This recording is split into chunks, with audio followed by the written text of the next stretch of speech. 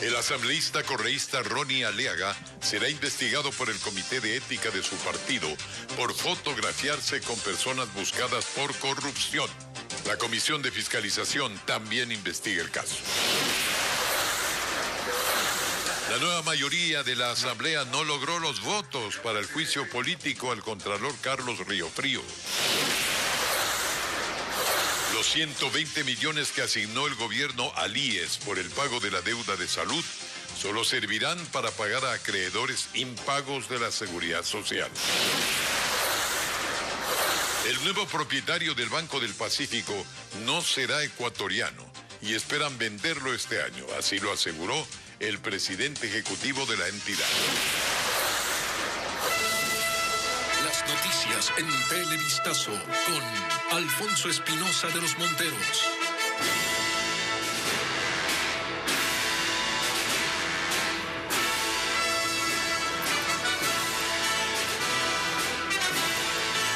Buenas noches, amigos. El Pleno de la Asamblea Nacional define si sigue o no el juicio político contra el Contralor General subrogante Carlos Riofrío. Patricio Díaz ha cubierto esta sesión en el Palacio Legislativo. Nos conectamos con él. Patricio, ¿qué ocurre? ¿Hubo votos para alguna decisión? Alfonso, amigos televidentes, buenas noches. En realidad no hubo votos para ninguna decisión. Sin embargo, después de agotarse todos los procedimientos que dispone la ley de la función legislativa, se podría decir que el juicio al Contralor quedó en el limbo, no podrá seguir porque se han agotado todos los procedimientos, insistimos, en el Pleno para que se dé una decisión por parte de los legisladores. En principio se votó por el archivo, no alcanzó los 70 votos necesarios, el archivo del juicio político que lo proponía la Comisión de Fiscalización. Después se votó porque el juicio prosiga. Tampoco se alcanzaron los votos, solo llegaron a 67 y en donde se dio, digamos, algunas acciones inesperadas fue precisamente cuando se solicitó la reconsideración de la votación y ahí se llegó hasta 69 votos y precisamente era la legisladora Rosa Cerda quien tenía la última opción, es decir, el voto decisivo. Si ella decía sí, podía tomarse una nueva votación para que el juicio proceda. Si decía no, quedaba en el limbo. En realidad, ella no votó y el sistema determinó que sea una abstención. La nueva mayoría insistió, protestó, pero el presidente de la Asamblea, el nuevo presidente de la Asamblea, también Virgilio Saquicela, dijo que no se podían mover los resultados que el sistema arrojó. Así queda en el limbo y que era uno de los procesos que pedía el correísmo, pues dentro de la nueva mayoría no se pudo consumar. Escuchemos lo que dijo Ronnie Aliaga, que es el interpelante. Él acusaba al Contralor Carlos Riofrío.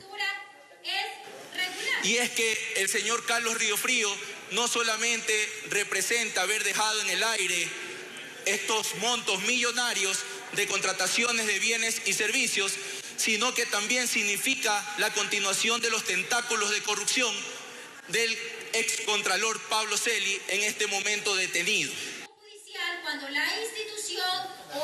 De acuerdo a Ronnie Aliaga, el Contralor dispuso que no se hagan informes previos de pertinencia a contratos mayores a casi $1 millón y ese era el incumplimiento supuesto que se denunciaba aquí. Salvador Quispe, en cambio, dice que este juicio o este intento de juicio tenía que ver con 15 legisladores que tendrían glosas. Escuchemos lo que dijo. Y no es así, pues. No porque el Contralor cumpla su papel, audite nuestra gestión, establece responsabilidades. No por eso la solución es utilizar a la Asamblea Nacional para pedir tumbarle al Contralor y tratar de borrar las glosas que le han puesto a un servidor público. No es ese el camino que merece el Ecuador. No se reciben con calidad y calidez esos derechos. Así pues, la nueva mayoría no consiguió una de las primeras decisiones que ellos esperaban, recordando y tomando en cuenta que en este caso no estuvo dentro de los votos esperados el Partido Social Cristiano. Ellos más bien estaban por el archivo del proceso contra el Contralor. Esa es la información desde aquí, desde la Asamblea Nacional. Regresamos contigo, Alfonso. Muchas gracias, Patricio. Guadalupe Llori, destituida por la nueva mayoría legislativa, dijo hoy que ella sigue siendo la presidenta de la Asamblea Nacional. Indicó que seguirá las vías judiciales para defender ese cargo.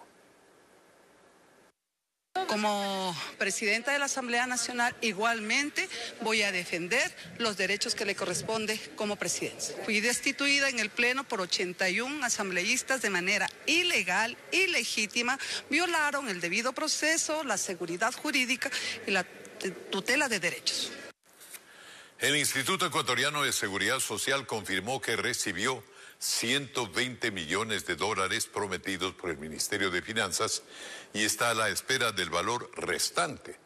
Sin embargo, esta es una pequeña parte de la deuda con el gobierno, con el IES, que en este caso será utilizada para cancelar a uno de sus proveedores. ¿A quién?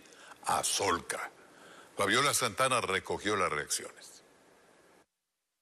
Luego de 21 años, el gobierno nacional empieza a pagar su deuda con el IES. El 31 de mayo desembolsó los primeros 120 millones comprometidos para el Fondo de Salud y en este mes deberá pagar otros 20 millones. Había expectativa en quienes buscan atención médica en los hospitales del IES para que estos recursos estén destinados a medicinas e insumos que escasean en los centros de salud de la Seguridad Social. Que no tienen nada, que ya había avisado por medio de las noticias, incluso nos mandan a comprar los medicamentos a cada rato. Pero esto no ocurrirá. Ese dinero irá para el pago de la deuda del IES con uno de sus proveedores, Solca, al que adeuda precisamente 140 millones de dólares. Ambas partes están en negociaciones, por lo que al menos esta semana no se pronunciarán. Pero el IES ya había anunciado su posición. Hablemos en términos redondos, serán unos 90 millones de dólares que estaremos destinando de los 120 millones. Al representante de la Fundación de Jóvenes contra el Cáncer le alienta esta noticia. Porque no se va a ejecutar la amenaza de Solca de cerrar todos los traspasos de pacientes derivados hacia Solca. Pero teme que la solución será temporal, pues ese monto no alcanzará para futuras atenciones. El dirigente de los jubilados de Pichincha considera que se debe acordar el pago de toda la deuda, que según el IES sería superior a los 8.000 millones de dólares. No juegue con la salud, señor ministro, porque usted tiene plata en este momento, por el incremento del precio del petróleo y por los mayores ingresos que viene recibiendo de la recaudación tributaria. Esto antes que el déficit en el Fondo de Salud termine por colapsar la atención, pues el valor actual es oneroso. La deuda con los prestadores externos oscila o es de aproximadamente 650 millones de dólares. 140 millones de dólares estarían siendo destinados para el pago de una obligación con un prestador externo. Pero hay otras obligaciones. En la actualidad, los equipos técnicos del IES y Finanzas trabajan para auditar los montos de la deuda. Únicamente inversionistas internacionales podrán ofertar por el Banco del Pacífico, cuyo proceso de venta se mantiene en firme. Así lo afirmó el presidente ejecutivo de esta entidad, Roberto González Müller.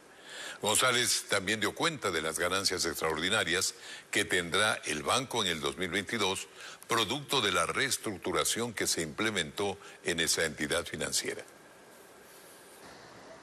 El proceso para vender el Banco del Pacífico está en firme, la valoración lista y se avanza con los pasos para generar interés y luego conocer las ofertas. El banco asesor ya ha invitado a más de 30 entidades internacionales que están analizando la información preliminar y a lo largo de este mes de junio, primera semana de julio, sabremos cuántas entidades han mostrado realmente su interés. El Banco del Pacífico será vendido exclusivamente a inversionistas internacionales.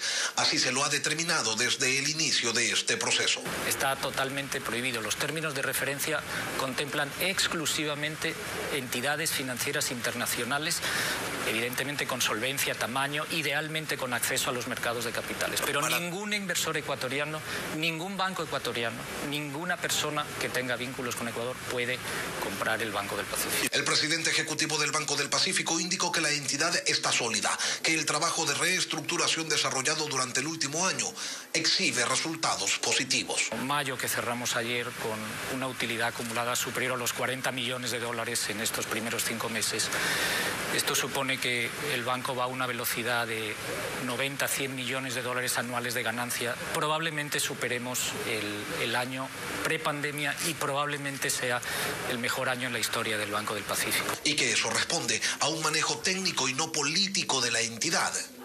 No político como era en los gobiernos anteriores.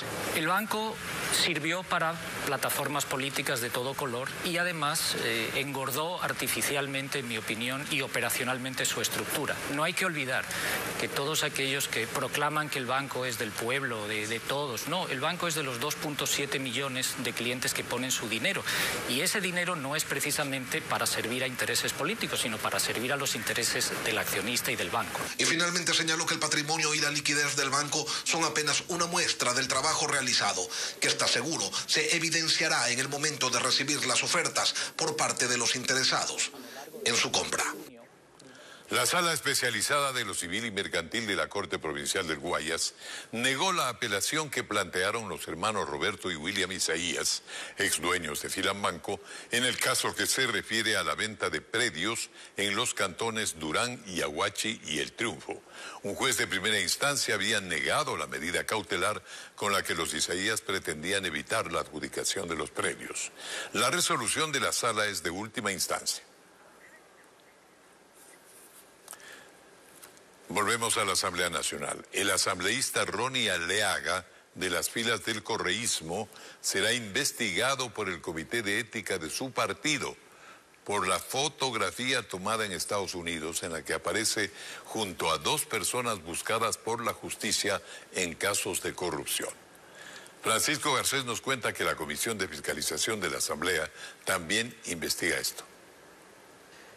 El expresidente y líder de la Revolución Ciudadana, Rafael Correa, anunció que el asambleísta de su bancada, Ronnie Aleaga, debe dar una explicación al país por esta foto tomada en Miami el 18 de abril, en la que aparece en una piscina junto a Javier Jordán y Pablo Mendoza, ambos prófugos de la justicia por actos de corrupción en la negociación de insumos médicos en 2 hospitales de Guayaquil.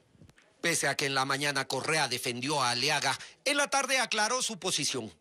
Muy claro, no es ético ni moral. Acabamos de tener una reunión muy dura en RC5. No se me había informado que este tipo, Jordán, tenía orden de prisión. Eso cambia totalmente las cosas. Nuestro comité de ética va a investigar. Con dolor, asambleísta Aleaga debe explicación al país, escribió en su cuenta de Twitter. El mensaje de Correa, quien también es prófugo en Bélgica y tiene una orden de prisión por un caso de corrupción, se produjo antes de una rueda de prensa anunciada por Aleaga, quien inmediatamente la suspendió. La fotografía se convirtió así en pieza de la investigación que lleva adelante la policía y la Comisión de Fiscalización. La intención, determinar posibles nexos entre la red de narcotráfico liderada por el detenido Leandro Norero, la red de corrupción en la que participaron Jordán y Mendoza y posibles vínculos con funcionarios y políticos. Hay una posible vinculación con minería ilegal, hay impuestos que no han sido pagados, hay armas de fuego que sí está un proceso de investigación elevado y bueno, y hay relaciones con algunas personas que debe demostrarse en los nexos y en la investigación, sea de la institución que sea. Sea de la institución que sea, del nivel que sea. Una peligrosa mixtura, un concierto de carteles y de delitos. Y también con la red delictiva del sector de salud y del sector eléctrico durante el gobierno de Correa y de Moreno. Otro de los indicios de los vínculos surgió tras la detención de Norero, apuntado como uno de los mayores narcotraficantes del país, y que se produjo en esta lujosa casa que en inicio perteneció a Jordán. Entonces, entre el año 2009 y el año 2022, a la final pasó este bien del señor Jordán a la señora Lina Ere. Lina Ere es la esposa de Leandro Norero. Así es. La Comisión de Fiscalización inició así su indagación y espera la próxima semana escuchar al ministro del Interior, Patricio Carrillo, y a la fiscal Diana Salazar, quienes fueron llamados para informar los avances de la investigación y de los procesos judiciales.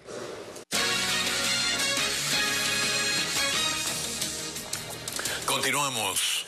En Esmeraldas, autoridades de educación junto con la policía investigan el hallazgo de armas de fuego y cuchillos en una institución educativa.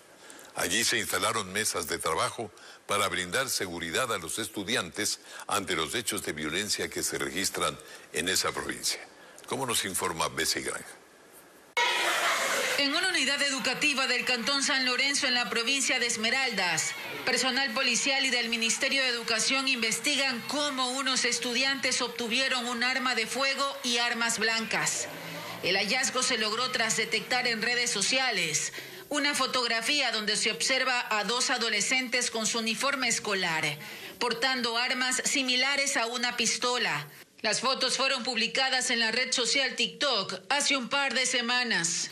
Fernando Martínez, coordinador zonal del Ministerio de Educación, confirma que por estos hechos los alumnos fueron sancionados. Temporalmente han sido retirados hasta que continúe el proceso de investigación y brindamos los diferentes protocolos que se tienen que activar, pero pudimos identificar la presencia de las dos armas y también dos armas blancas, en las cuales inmediatamente se generó los protocolos respectivos. Asimismo, la autoridad describe las acciones de seguridad que se emprendieron en los centros educativos de esa localidad. Vamos a involucrar a los padres de familia en las diferentes brigadas de control de seguridad y que los comités centrales de padres de familia también se activen. Vamos a cuidar la identidad de los estudiantes que denuncien, de los docentes que denuncien, para evitar el que tengan algún tipo de represalias. Solo en San Lorenzo existen 68 unidades educativas, donde asisten 16.748 estudiantes y laboran 834 docentes. Según el funcionario, actualmente se intervinieron todos los planteles en Esmeraldas para evitar que jóvenes sean amenazados por organizaciones criminales, una problemática que mantiene en zozobra a esa provincia. El ministro del Interior, Patricio Carrillo, estuvo en Santo Domingo de los Áchilas y en Quevedo. El funcionario ofreció dotar de nuevos patrulleros y más agentes de policía en menos de 60 días para enfrentar la crisis de inseguridad que vive el país en estos puntos. Los vehículos serán entregados a través de donaciones por los gobiernos autónomos descentralizados. Además, se informó que con el apoyo de la empresa privada se implementarán alarmas comunitarias, botones de seguridad, cámaras de videovigilancia en estas dos provincias del país. Y el Consejo Metropolitano de Quito aprobó una ordenanza de seguridad con sanciones administrativas para quienes posean armas blancas en el espacio público. Las multas van hasta un salario básico, es decir, $425 al momento. Byron Andino nos muestra cómo funcionará este esquema de control. De aquí en adelante, quien porte en el espacio público de Quito elementos cortopunzantes o cortantes como cuchillos, navajas, puñales, manoplas, entre otros elementos con características similares, recibirá una sanción administrativa, una multa. Un salario básico de manera general en el Distrito Metropolitano de Quito, sin embargo, en las líneas del metro, en las paradas, en los parques metropolitanos será de un salario básico unificado. Es decir, al momento serían $425 como multa que será sustanciada por la agencia de control. Los concejales indican la urgencia de esta ordenanza municipal. 42% de los homicidios que se han dado en este año en la ciudad de Quito, es decir, 24 personas han fallecido con armas blancas. Busca reducir la inseguridad y la percepción de inseguridad en Quito. Si bien no será la panacea, no será obviamente lo que solucione toda la inseguridad, pero va a ser un gran paso. Pero habrá excepciones. Por ejemplo, alguien que use esos elementos como parte de su trabajo, lo cual debe justificarlo. El comerciante autónomo regularizado tiene que obtener un permiso para trabajar en el espacio público. Y si es que es el caso, no se le retiene porque está justificando que utiliza para un trabajo. Para aplicar esta ordenanza, habrá controles entre agentes metropolitanos, en colaboración con la policía y Fuerzas Armadas. Hemos intensificado capacitación, por ejemplo, en control de multitudes. Prácticamente hemos capacitado al 95% de los agentes. También ahora se sanciona la venta y consumo de bebidas alcohólicas en el espacio público. La multa será el 25% de un salario básico. Seguimos informando y agradecemos por la sintonía siempre. El Ministerio de Defensa rechazó el proceso judicial en contra de 9 militares acusados de asesinato por parte de la Fiscalía debido a las muertes ocurridas en la Operación Rescate del 30 de septiembre del 2010, cuando sacaron al entonces presidente Rafael Correa del Hospital de Policía. Este caso lleva 12 años en investigación y en los próximos días se conocerá si los procesados son llamados a juicio. Paul Romero con la información. Mientras se espera la decisión judicial para conocer si los 9 militares del ejército, procesados por la muerte de 3 uniformados durante la Operación Rescate el 30 de septiembre de 2010, son o no llamados a juicio, el ministro de Defensa Luis Lara hizo pública por primera vez la posición institucional. Los oficiales y soldados que cumplieron la orden se encuentran encausados por actuar de acuerdo a las normas y a las disposiciones recibidas. Expreso nuestra solidaridad y apoyo. La semana pasada, la Fiscalía acusó a 5 militares en servicio pasivo y 4 activos del delito de asesinato del policía Froilán Jiménez, de los soldados Jacinto Cortés y Darwin Panchi, tras la operación militar ejecutada para sacar al entonces presidente Rafael Correa del Hospital de la Policía en Quito. Entre los procesados está el excomandante del Ejército Luis Castro, a quien entrevistamos en 2018, cuando la Fiscalía investigaba este caso, pero por otro delito. 42 heridos, producto de este operativo, ordenado por el presidente de la República, y al final de la operación, que se le sacó desgraciadamente al presidente, una persona completamente ególatra, divisionista, prepotente, pero era parte de la democracia que al momento había que respaldarle. Según el abogado de la familia de Froilán Jiménez, desde 2010 el Ministerio de Defensa no ha entregado toda la información de la denominada Operación Rescate. No se ha desclasificado información y de hecho no hemos dado con el autor material de la muerte de Froilán Jiménez Granda hasta el día de hoy. Creo que ya estas cosas tendrán que ser solventadas por parte de la Comisión Interamericana de Derechos Humanos y posterior por parte de la Corte Interamericana de Derechos Humanos. Se espera que la jueza encargada del caso convoque la próxima semana a las partes para la lectura de la resolución. La Asamblea inicia mañana el último debate de la Ley de Uso Progresivo de la Fuerza. La norma permitirá una acción más frontal contra la delincuencia, aunque hay otros factores como la capacitación de la policía que también deberían reforzarse. Francisco Garcés con las opiniones sobre este tema. Esto pasó este miércoles en el sector comercial del norte de Quito. Un policía sale corriendo ante la arremetida de un delincuente armado y otro debe someterse ante la amenaza a su vida. Al final, el delincuente huye y los uniformados se quedan sin reacción. Lo sucedido deja en el aire preguntas sobre la capacitación de los policías para actuar ante una delincuencia cada vez más violenta. La policía tiene que tomar medidas de seguridad primero que protejan su vida, porque protegiendo su vida puede defender la vida de los ciudadanos. El excomandante considera que la policía ha privilegiado los ejes de inteligencia e investigación y ha dejado atrás el eje preventivo y la preparación. Con todo el tema de déficit de policías que existe, hay poco espacio para una actualización de conocimientos, para una capacitación permanente. A la par, la Asamblea empezará este viernes el segundo debate de la Ley de Uso Progresivo de la Fuerza, que entregaría a las instituciones armadas herramientas para enfrentar eficientemente los conflictos. Pero al comandante de la policía, Fausto Salinas, le preocupa que la ley no tome en cuenta casos particulares.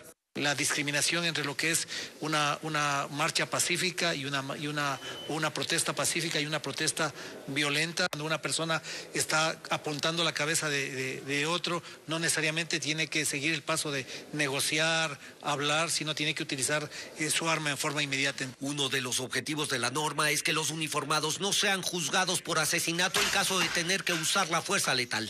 Y los operadores de justicia también tengan herramientas para no sentenciar a los uniformados uniformados en este tipo de casos. Desde este domingo podrán postularse los interesados en ingresar a la Policía Nacional. En el llamamiento más ambicioso de la institución, que prevé incorporar a 7.600 nuevos uniformados. Fabiola Santana nos tiene los cronogramas y los requisitos.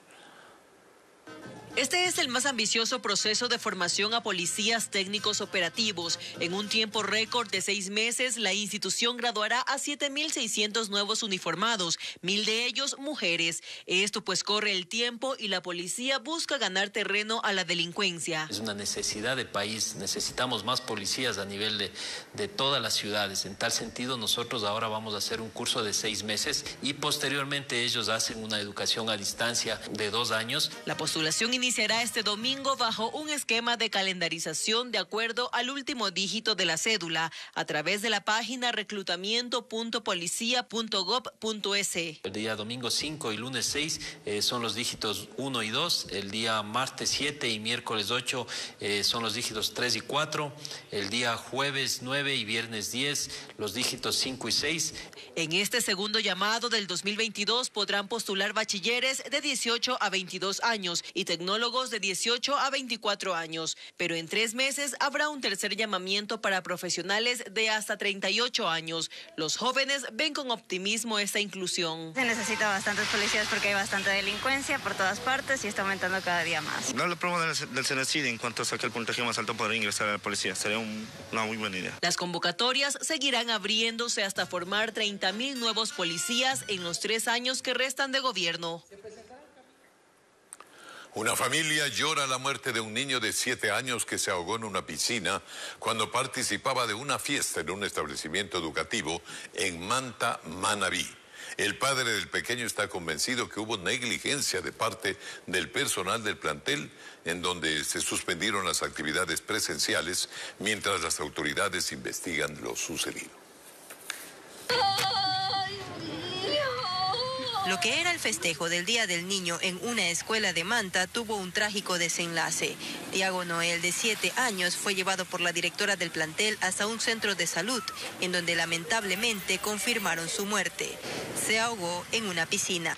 La muerte de mi nieto no se va a quedar así. Ahora el pequeño es velado en casa de sus familiares. Su padre mostró el documento del centro forense que certifica que la causa del deceso fue asfixia por sumersión. Mi hija tiene 9 años, me dice que no fue ni siquiera un profesor que lo sacó del agua, fue un niño más grande que mi hija. Él quiere que el caso se investigue por una presunta negligencia por parte de los profesores a cargo del cuidado de los niños. Fui a poner la denuncia, estuve 8 de la mañana hasta las casi 10 de la mañana esperando para que me digan que yo no puedo poner una denuncia porque ya hay parte policial, que no podía poner 2 denuncias, que yo no hacía nada en la fiscalía, que yo solamente tenía que esperar que me llamaran. Una docente y la directora de la escuela fueron llevadas por la policía el miércoles por la tarde para conocer cómo sucedieron los hechos. DINASED ya se encargó de realizar el proceso investigativo, realizando las entrevistas correspondientes y las mismas que están siendo puestas a consideración de la Fiscalía de Manta.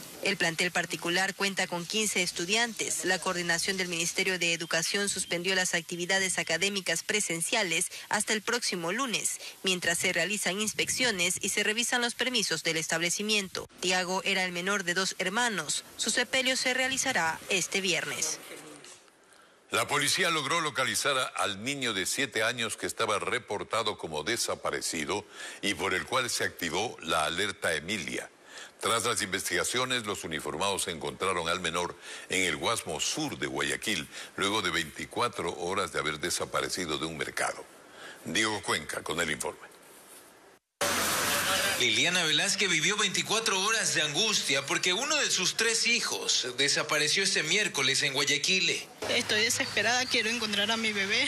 Entonces pegó carteles con la foto de Santiago, un niño de 7 años que se perdió en el mercado Sauces 9, en el norte de la ciudad, mientras vendía galletas con su mamá. Pero la desesperación acabó cuando la policía empezó las investigaciones y localizó al menor. Por el sector de la terminal terrestre, donde es rescatado en primera instancia a las 20 horas. Y por las circunstancias y al ver el riesgo que se encontraba el menor, es que ellos deciden llevarlo hasta su domicilio. La zozobra de la madre terminó y abrazó a su pequeño. Imagínese, me vuelve el alma al cuerpo. Es mi niño y me muero donde le llega a pasar algo. A Santiago lo hallaron en la terminal terrestre del puerto principal. Las personas que lo encontraron lo llevaron a pasar la noche en el Guasmo. El niño nos quería correr y nosotros, para que no se asuste, nosotros le decimos, no te vamos a entrar a las autoridades, pero dinos dónde están tu papá.